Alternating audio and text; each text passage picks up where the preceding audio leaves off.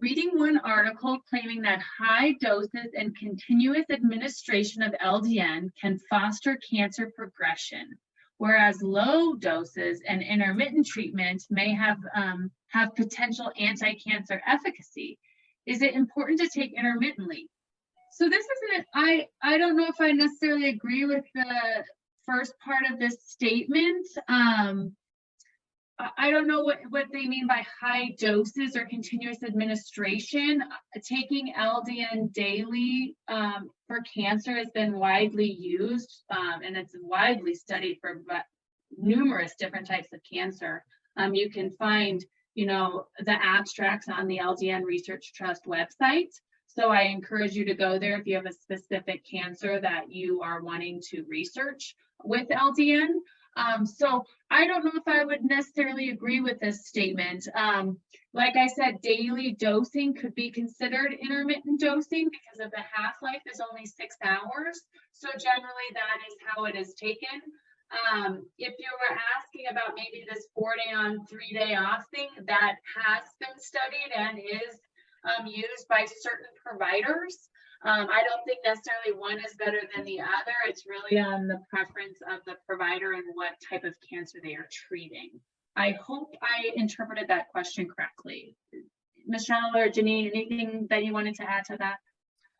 Well, so the study looking at high dose, that was the typical 50 to 300 milligram dose, right? And we know that there's liver issues associated with those. You can see changes in liver function with higher doses. So whether or not that leads to cancer, who knows? I don't know how that one-to-one correlation happens. So what I'm going to say is that it's not one or the other. It's not high dose and every day versus low dose and intermittent. It's not one or the other.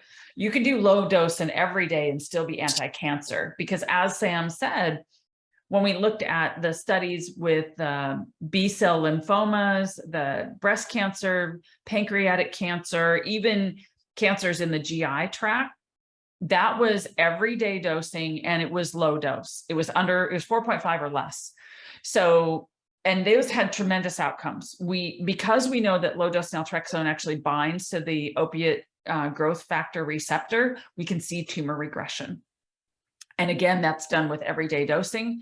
So, is there power in one study? Yeah, sometimes there is. But again, that was at high doses.